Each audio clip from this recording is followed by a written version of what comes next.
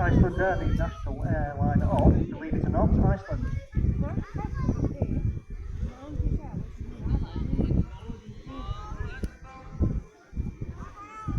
Flights arrived about an hour and 10 minutes late. One of their Boeing 737 MAX 9 aircraft. This is the first MAX 9 we've seen today. Plenty of the MAX 8 variant of the model. Just 2 hours and 4 minutes to arrive from Reykjavik in Iceland. This particular model of aircraft is used by ICELANDAIR to serve on what is called the landing routes from their hub.